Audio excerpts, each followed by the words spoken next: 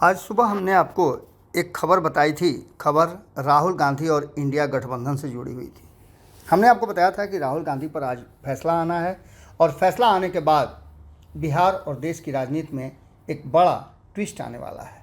हमने आपको बड़ा ही स्पष्ट तरीके से बताया था कि इस ट्विस्ट के बाद क्या कुछ निकल कर के सामने आएगा। इस पूरी कहानी में एक अलग तरह की बात सामने आ रही है। आपको बता दें कि इस कहानी का एक पात्र जहां राहुल गांधी हैं, तो वहीं इस कहानी के अन्य पात्र भी इसमें मौजूद हैं। एक तरफ जहां राहुल गांधी 134 दिनों के बाद आज कोर्ट के सामने पेश हुए और उन्होंने अपनी दलील दी। राहुल गांधी ने 2019 के लोकसभा चुनाव में कर्नाटक में एक रैली के दौरान मोदी सरनेम को प्रयोग किया था। उसमें उन्होंने कई बातें कही थी, जिसको लेकर के भारतीय जनता पार्टी के गुजरात से विधायक हैं पूर्णेश मोदी, उन्होंने राहुल गांधी के खिलाफ मानहानि का मामला दर्ज कराया था। 4 साल बाद 23 मार्च को सूरत की निचली अदालत ने राहुल को दोषी करार देते हुए 2 साल की सज़ा सुनाई थी। सुप्रीम कोर्ट ने सज़ा पर रोक लगा दी है। ये सबसे बड़ी खबर है, लेकिन इस खबर के साथ अब इस देश और बिहार की राजनीति में क्या होने जा रहा है। मोदी सरनेम वाले बयान पर मानहानि मामले में कांग्रेस नेता राहुल गांधी को बड़ी राहत मिली है। सुप्रीम कोर्ट ने राहुल गांधी की सज़ा और दोष सिद्धि पर अंतरिम रोक लगा दी है। इसी फैसले के साथ राहुल गांधी की संसद सदस्यता भी बहाल हो जाएगी। ये सबसे बड़ी खबर है और इस खबर से जहां एक तरफ कांग्रेस के लोग काफ़ी खुश हैं, जश्न मना रहे हैं, तो वहीं इंडिया गठबंधन का भी अब स्वरूप कुछ अलग होगा।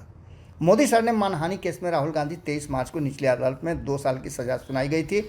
अब 134 दिन के बाद इस पूरे मामले में सुप्रीम कोर्ट ने रोक लगा दी है। हालांकि इन 134 दिनों में राहुल गांधी ने 2 और अदालतों में दरवाज़ा खटखटाया था। उनसे राहत नहीं मिली थी। और आइए अब इस पूरे केस पर हम बताते हैं आपको कि किस तरह से ये पूरा का पूरा मामला बना था और इस मामले के बाद क्या कुछ निकल करके सामने आया था। सबसे पहले तो आपको ये समझना होगा कि इस मामले से क्या परिवर्तन हुए हैं।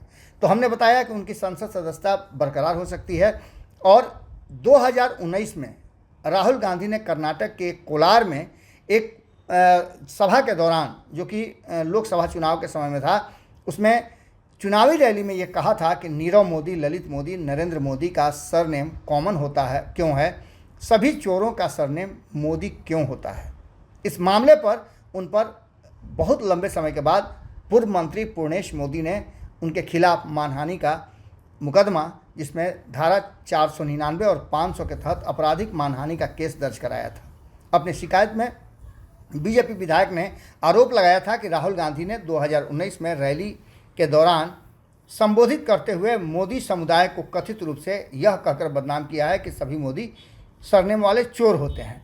अब इसके बाद की कहानी आप समझ सकते हैं। इसके बाद 23 मार्च 2023 को राहुल गांधी के खिलाफ मानहानि के मामले में 4 साल बाद 23 मार्च को सूरत की निचली अदालत ने राहुल गांधी को 2 साल का सज़ा सुनाया। उसके बाद 24 मार्च को ही राहुल गांधी की संसद सदस्यता जल्दी में रद्द हो गई और कोर्ट से दोषी ठहराने के बाद उनकी संसद सदस्यता समाप्त की गई। जनप्रतिनिधि कानून के प्रावधान के तहत अगर किसी सांसद को विधायक को किसी को भी अगर 2 साल की सज़ा हो जाती है, उससे ज़्यादा की सज़ा होती है, तो उनकी सदस्यता भी समाप्त हो जाएगी। अब इसके बाद की कहानी आप समझ सकते हैं कि राहुल गांधी को अगर सज़ा ये बरकरार रहती तो राहुल गांधी कई सालों के लिए, यानी 6 सालों के लिए अयोग्य घोषित हो सकते थे। इसके साथ साथ 2024 कौन कहे 2029 के चुनाव में भी वो अयोग्य होते हैं।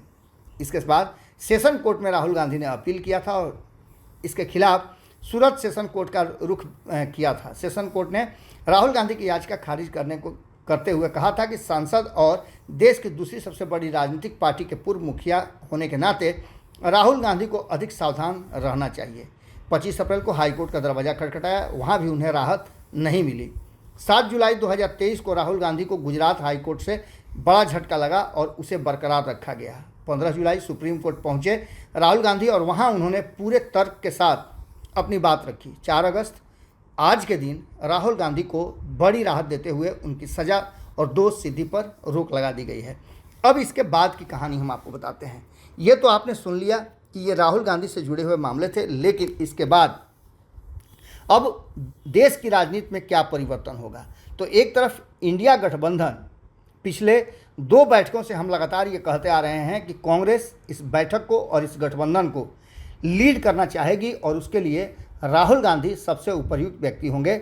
हालांकि नीतीश कुमार का नाम सबसे ऊपर चल रहा था, लेकिन अब राहुल गांधी को सज़ा उनकी कम किए जाने या सज़ा नहीं मिलने पर सुप्रीम कोर्ट के फैसले के बाद राहुल गांधी अब मेन फ्रेम में आ जाएंगे और वो सदन से लेकर के सड़क तक, चूँकि देश की सबसे कहा जाता है पुरानी पार्टी है और राष्ट्रीय पार्टी है, तो ऐसी स्थिति में क्षेत्रीय पार्टियों का ये रुख रहेगा कि राष्ट्रीय पार्टी के हाथ में कमान दी जाए। अब इसके बाद निश्चित रूप से आप समझ सकते हैं कि नरेंद्र मोदी के लिए और भारतीय जनता पार्टी के लिए राहुल गांधी का एक बार फिर से वापसी करना कितना महत्वपूर्ण हो सकता है। इधर काफ़ी समय से राहुल गांधी ने नरेंद्र मोदी को परेशान कर रखा है और जिस तरह से कर्नाटक में भारतीय जनता पार्टी को सत्ता से बेदखल किया है, उसके बाद से तो राहुल गांधी और ज़्यादा लोकप्रियता प्राप्त करते जा रहे हैं। यही कारण है कि इंडिया गठबंधन भी और इंडिया गठबंधन के जो 26 दल हैं वो भी चाहेंगे कि राहुल गांधी लीड करें और नरेंद्र मोदी को कड़ी टक्कर दी जा सके। बाकी की बातें आपको आने वाले समय में देखने को मिलेगी, लेकिन आज सबसे ज़रूरी हो गया कि राहुल गांधी को राहत मिलने के बाद कई लोग स्टेज पर आ गए हैं। जुड़े रहिए भारत लाइव के साथ, खबरों का सिलसिला लगातार जारी रहे। अगर ये वीडियो पसंद आई और वह बिहार के राजनीति और बिहारियत से सरोकार रखेनी तो सब्सक्राइब बटन दबा के चैनल के सब्सक्राइब कर ली। ओजे एगो घंटी बा, ओकरा बटन दबा देला से कुल सटीक और मारक खबर रुआ मुफ्त में मिल जाई। अगर रुआ पत्रकारिता के हमनी के नया प्रयोग में सहयोग कर चाहतानी तो ज्वाइन बटन दबा दी। पेटीएम नंबर नोट कर ली 9386816700। धन्यवाद।